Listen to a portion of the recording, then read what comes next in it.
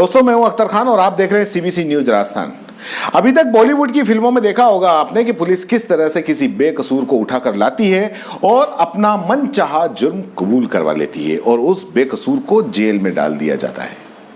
अगर उसकी किसी ने सुनी या कोई बाहर से कोई जागरूक नागरिक या कोई हीरो सरीखा अगर कोई बंदा आया और उसने उसकी सहायता की, उसके लिए लड़ा तो ठीक, वरना उस बेकसूर को महीनों सालों जेल के अंदर हो जाते हैं उसको सजा काटते हुए, और वो भी उस जुर्म के लिए जो उसने किया ही नहीं।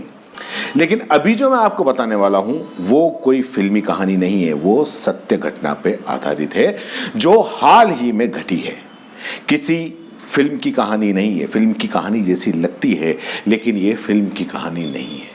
हाँ, पुलिस ने इसको पूरी मुंबईया फिल्म की तरह पेश किया, अदालत में, कागजों में एक पूरी मुंबईया फिल्म की स्क्रिप्ट बना दी।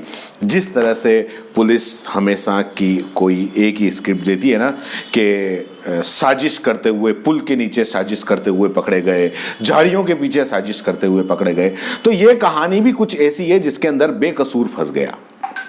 तो यह सच्ची घटना है और सच्ची घटना ये शुरू होती है 15 मई 2019 को उदयपुर जिले के भटेवर चौराहे से, जहां पर पुलिस नाकाबंदी कर रही थी और वल्लभ नगर के तत्कालीन डीएसपी संजय सिंह मौके पर मौजूद थे।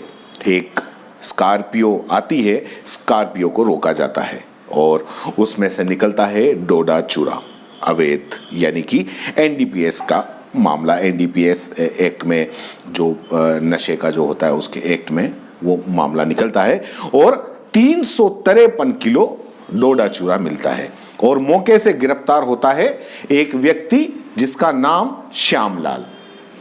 श्यामलाल से पुलिस पूछताछ करती है और श्यामलाल अपने साथी उमेश का नाम बताता है जो कि भाग चुका होता है। जांच उस वक्त वल्लभ नगर थाना अधिकारी महिपाल सिंह को दी गई। फिर उमेश गिरफ्तार हुआ जिसमें तेजाराम को स्कॉर्पियो चालक बताया।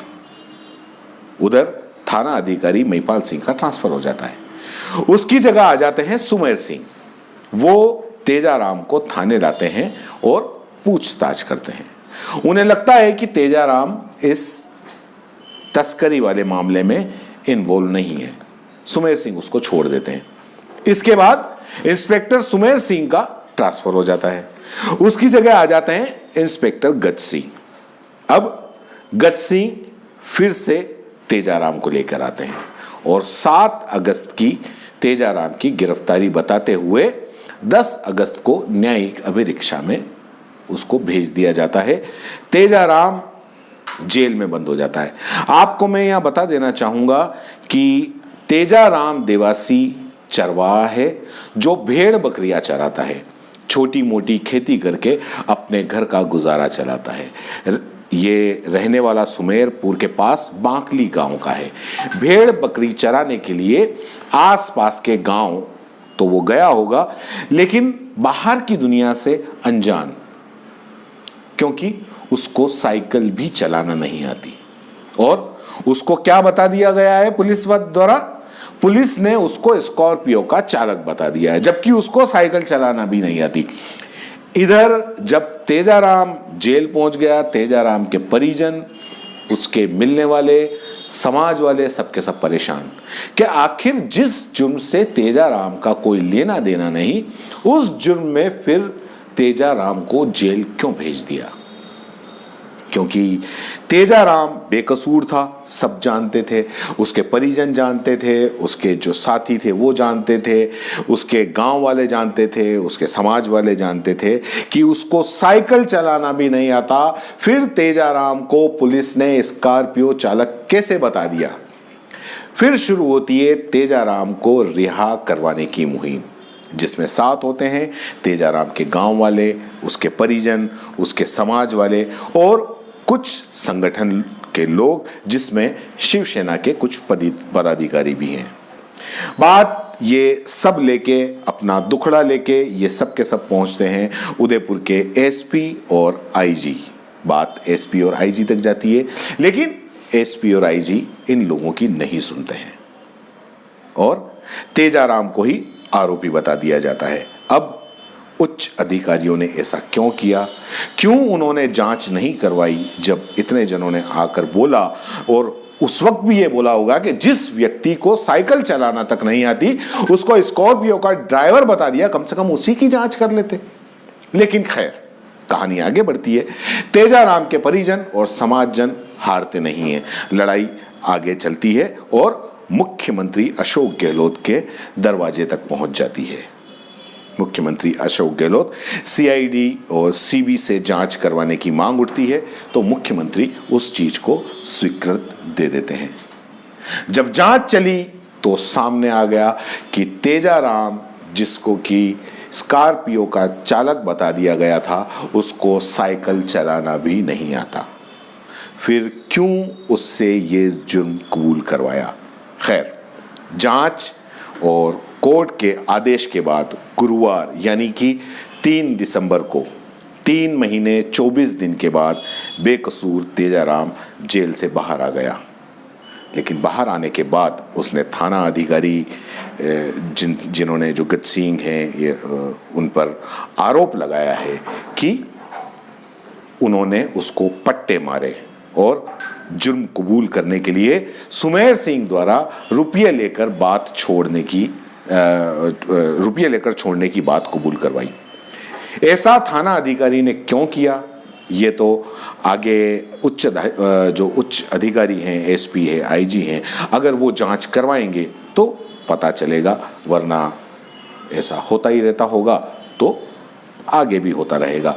फिलहाल तेजाराम रिहा हो चुका है, लेकिन जो सबसे बड़ा सवाल तेजाराम की गिरफ्तारी और रिहाई के बाद में है कि क्या पुलिस के काम करने का यही तरीका है? क्या यही तरीका है कि इस तरीके में अगर कोई अनपढ़ है, गरीब है, गांव वाला है, तो क्या उससे कभी भी कुछ भी कबूल करवाया जा सकेगा? उसको किसी भी मामले में जेल भिजवा दिया जाएगा? क्या उसकी अगर मान लो मांग होती है तो उच्च अधिकारी भी नहीं सुनेंगे? उच्च अधिकारी क्या किसी को जांच नहीं सौंपेंगे? क्या उच्च अधिकारियों की कोई जिम्मेदारी नहीं बनती है कि वो किसी मामले की जांच करें? अगर मांग हो रही है, अगर पूरे समाज वाले कह रहे हैं और अगर मान लो पूरे लोग इकट्ठा होकर कह रहे हैं, तो जांच करवाने में कहां दिक्कत थी? आखिर पुलिस की यही अगर कार्यशैली है तो ये कब तक रहेगी? क्या ये कार्यशैली सही है? ये काफी सारे सवाल तेजाराम की गिरफ्तारी और तेजाराम की रिहाई के बाद में जो खड़े हुए हैं, जिनके जवाब हमारे पास में नहीं है। इनके जवाब हैं राजस्थान सरकार के पास में, इसके जवाब हैं राजस्थान की पुलिस के उच्च अधिकारियों के पास में। और इन सवालों के जवाब जनता को, उच्च अधिकारियों को और सरकार को देने चाहिए कि क्या पुलिस की ये कार्यशैली सही है, और अगर ये सही नहीं है तो इसको सही करने के लिए सरकार को क्या कदम उठाने चाहिए।